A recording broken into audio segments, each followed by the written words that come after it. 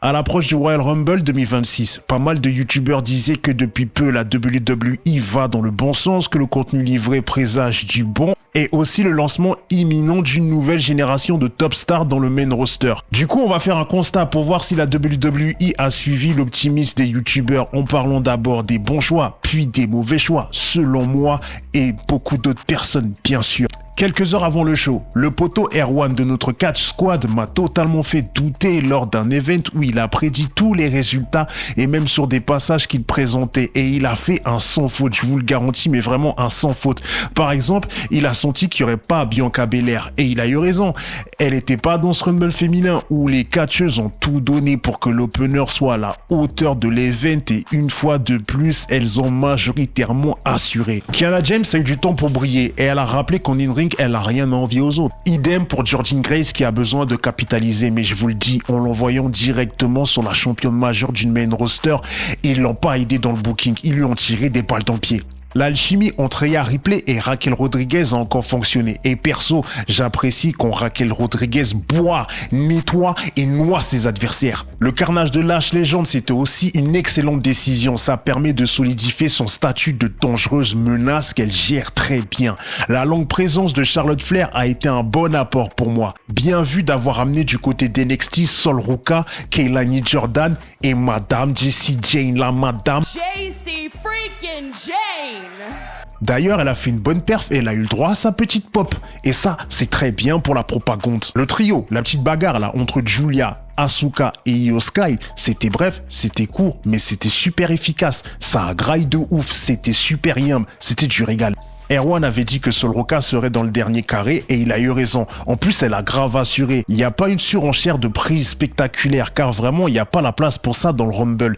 Et à chaque fois, elle les a placés au bon moment pour faire popper, pour faire crier la foule. Et Keilani Jordan, j'ai cru que c'était Madara qui venait taper tout le village de Konoha. Elle a été magistrale, dont l'énergie, la vivacité, l'exécution de sa partition était au-dessus du lot. Que la WWE se mette en tête que Keilani Jordan est la future top heel qu'elle pense être. Mention spéciale fou rire pour Becky Lynch, Chelsea Green et la manière dont Io Sky a éliminé Kairi Sane. Liv Morgan qui gagne, bah ça va, c'est ok. Elle revient de très loin, car au début, elle se faisait éliminer en moins de 20 secondes, voire même 10 secondes.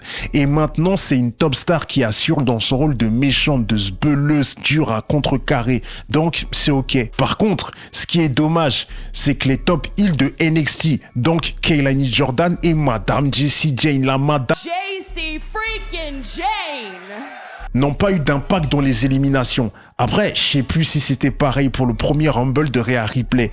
Mais sur le coup, je me dis que c'est pas un bon signal pour des catcheuses qui sont fortement dominantes à NXT. Et elles ont ce qu'il faut pour l'être dans n'importe quelle big fédération de catch. Du coup, là, on passe au 2-1v1. AJ Styles contre Gunther et Sami Zayn contre Drew McIntyre. Perso, ce sont deux très bons matchs. Pour le premier, je comprends les gens qui ne voulaient pas la défaite d'AJ Styles. Mais en vrai, c'est mieux comme ça. La WWE l'a placé mid-carder depuis des années. Il a déjà atteint des sommets, donc pourquoi continuer ? Surtout quand tu vois que pour la pub du prochain WrestleMania, la plupart des catcheurs sont clairement moins bons que lui. Comme vous, honnêtement, ça me fait de la peine de le voir partir ainsi. Mais la WWE n'allait pas lui donner plus, sachez-le. Comme j'ai dit juste avant, Drew McIntyre versus Sami Zayn, c'était un excellent match.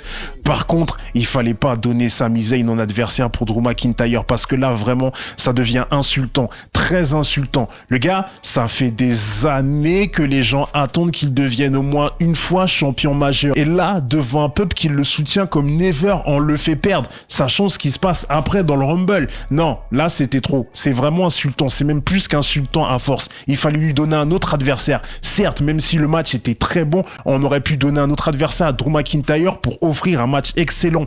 Clairement, il y a d'autres gens dans le roster avec qui Drew McIntyre aurait pu avoir un match très excellent pour ce Royal Rumble en Arabie Saoudite. Au lieu d'humilier, je dis bien humilier, une fois de plus le pauvre Sami Zayn. Maintenant, on passe au Royal Rumble masculin et du coup, mea culpa de ma part et des autres membres du Catch Squad, car on a été très surpris des ovations qu'a reçu Obafemi. Idem pour Trick Williams. C'était vraiment surprenant et ce qu'il faut prendre en compte, c'est que c'est bénéfique pour leur futur. Le soutien pour Cody Rhodes, le héros américain, m'a aussi fait très plaisir. Et l'élimination qu'il a subie m'a bien fait rire. Sérieusement, Drew McIntyre, c'est une machine de guerre et en même temps un sacré clown. Il est incroyable, il est efficace, il est génial. C'est bon vraiment de l'avoir dans le monde du catch. Par contre, pour ce Royal Rumble masculin, il y a eu vraiment des pétards mouillés en matière de choix. Comme l'élimination d'Obafemi pour glorifier un catcheur qui ne devrait même plus être là.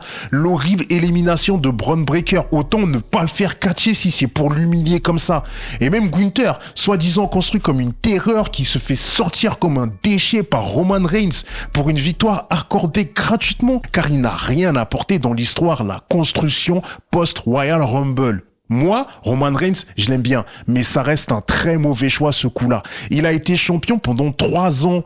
Et dans ces 3 ans-là, il y a eu 1 an où il a eu les 2 titres. Donc ça veut dire qu'il y avait un roster qui n'avait plus de titre majeur car il se baladait avec les 2 titres. Il a été champion plusieurs fois avant ça et il a déjà gagné un Rumble. On peut pas nous justifier le Star Power car il n'a pas besoin de cette victoire pour être super bien booké à WrestleMania. Les nouveaux porte-étendards du main roster comme Bron Breakker, eux, ont besoin de ça. Ils ont vraiment besoin de ça. Ils ont besoin d'être réellement installés, de devenir enfin champion majeur, des superstars et de porter cette fédération. Au bout d'un moment, quand il faut monter les gens, il faut pas attendre 10 ans avant de les faire devenir champion majeur. Là, ils ont v'là les gars qui sont prêts, vraiment prêts. Il y a des noms, il y a des blazes, comme Bron Breakker, Gunther, Obafemi, Trick Williams, Jacob Fatu, LA Knight, Logan Paul, Austin Theory, Penta, oui en effet Penta, aussi Dominic Rey Mysterio, et on peut rajouter Montez Ford. J'en ai peut-être oublié d'autres, mais bref, de toute façon, ils ont de quoi faire.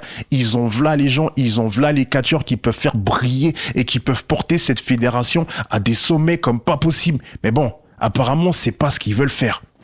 Voilà, c'est tout pour moi. J'ai dit ce que j'avais à dire et j'en profite en même temps pour le faire aussi pour l'équipe, bien sûr, car on était ici tous ensemble à donner des pronostics et du coup, c'est ce qui m'a donné envie de faire cette vidéo post-pronostic.